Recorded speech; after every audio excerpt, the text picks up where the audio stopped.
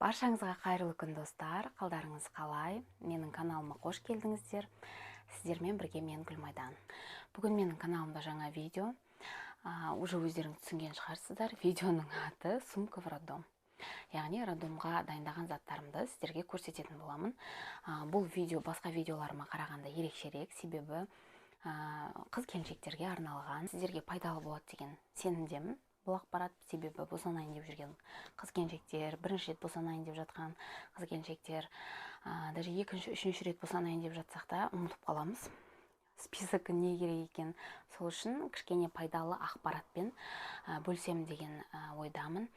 Сіздерге видео ұнаса, лайк басып, комментарий жазып, каналыма тіркеліп кетіңіздер. Ал енді бастайық.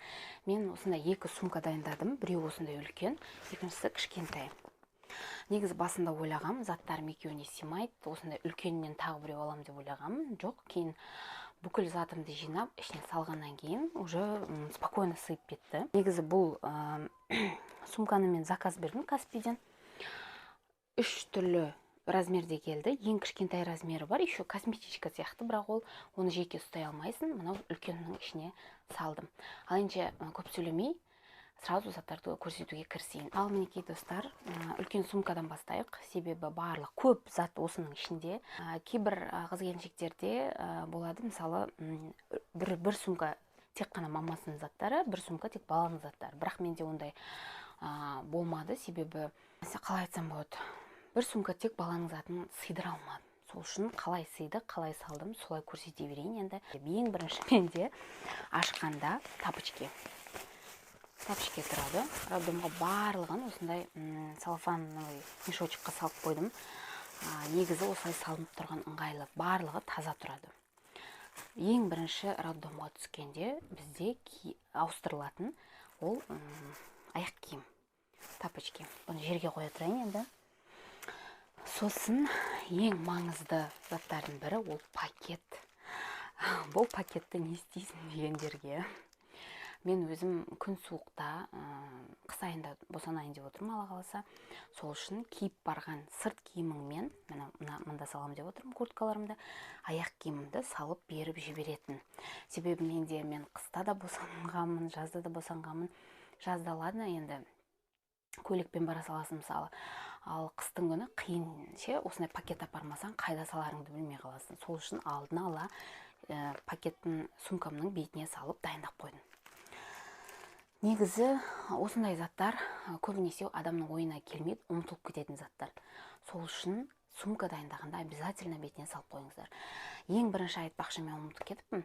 Ең бірінші сумканың бетінде обменная карта тұру керек. Мен пока салған жоқпын, себебі Алла қалап роддомға бара жатқан кезінде салам. Ал енді кеттік.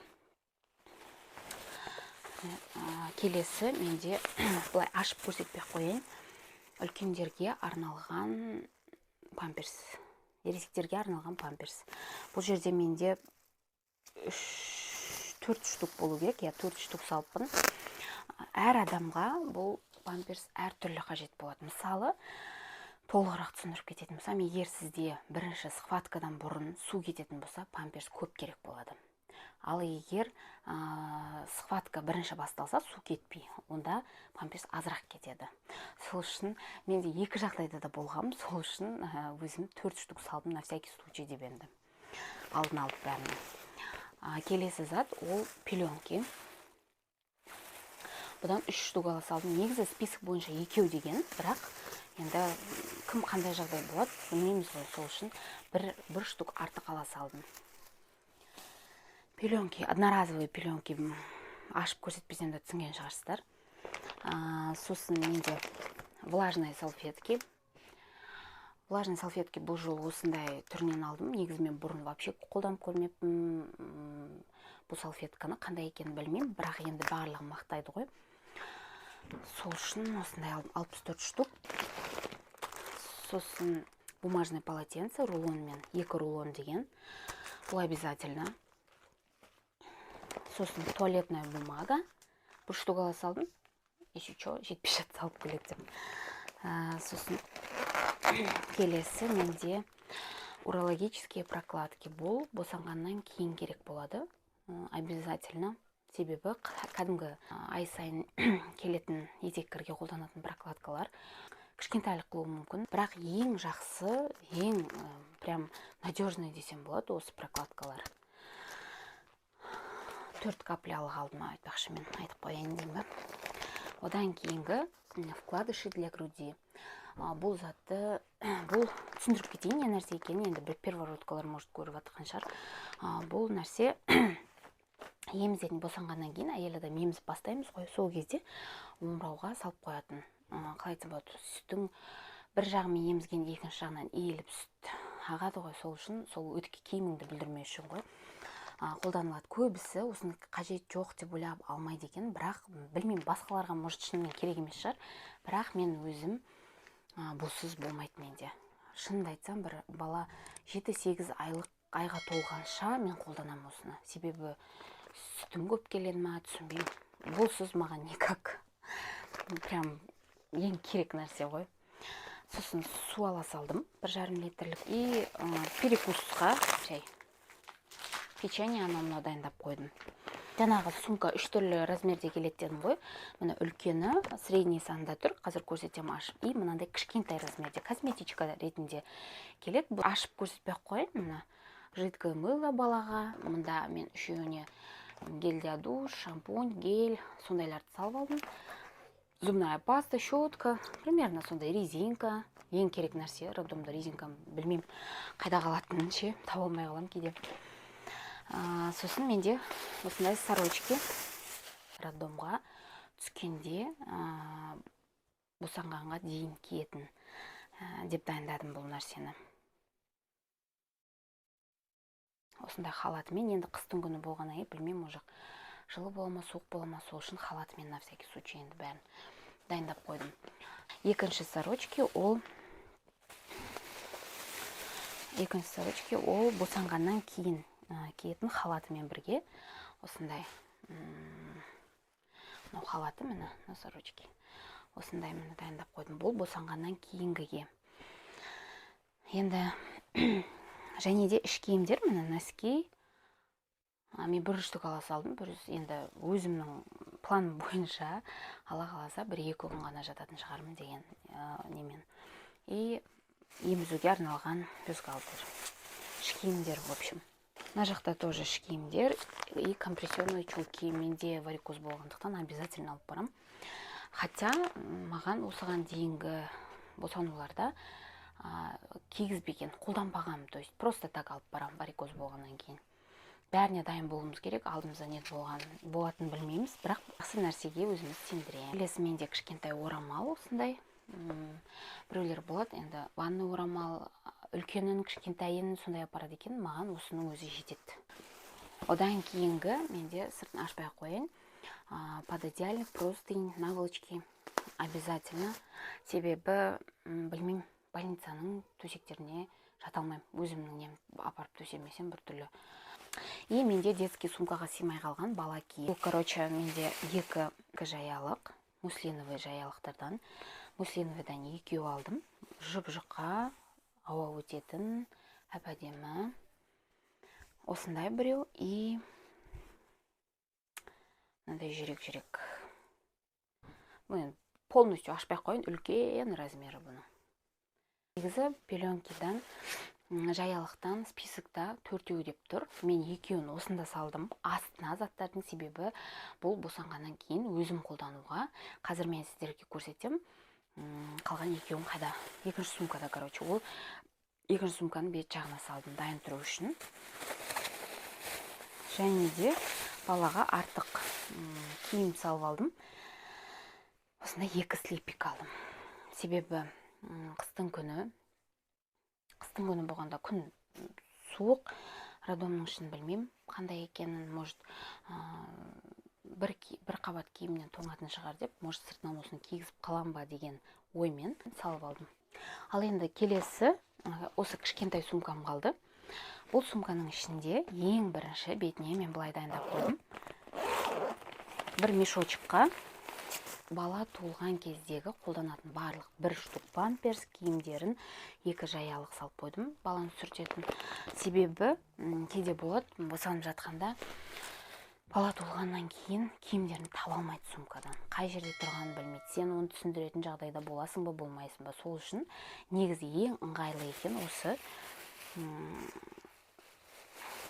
осындай міне бір штук памперс.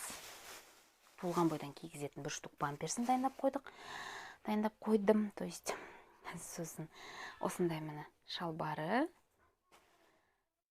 тарапки, басына осылай кигізетін носки обязательно. Осындай. Бірінші кигізетін осындай екі қалың жаялықтарын дайындап қойдым, пеленкаларын. Осының барлығы бірге бір мешочекта салынып тұрады, себебі туылған кезде сразу ең бірінші керек заттар осы балаға. Чтоб сені де қиналып өздері іздемес үшін, жаңағы медсестралар іздеп нетіп кетпес үшін, ең бірінші жаңағы сумканың бетіне салып қойған, осылай ыңғайлы, дұрыс осылай салып қойған. Және менде бір пачка памперс алдым, нулевка. Памперс премиум дегеннен алдым. Алдыңғы балаларымда тоже осы памперсті туылған кезінде осы премиумды қолданатынмын. Қатты ұнайды өзіме. Енді қазір памперстің түрлері көп шығып кеткен ғой, енді оның қандай екенін мен қолданып көрмегеннен кейін білмеймін. Ары қарай көре жатармыз. Пока что осы.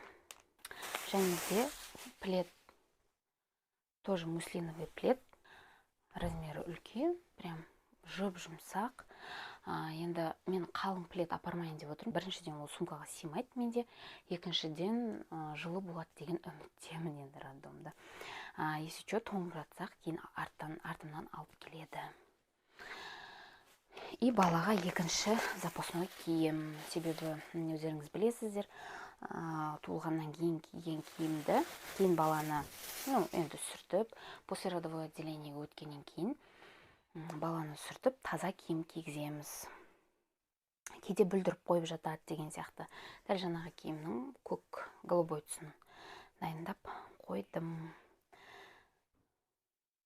Осындай басына киетіні, носки, тарапки, слаймын. Мінеке достар, менің роддомға жинаған сумкам осылай.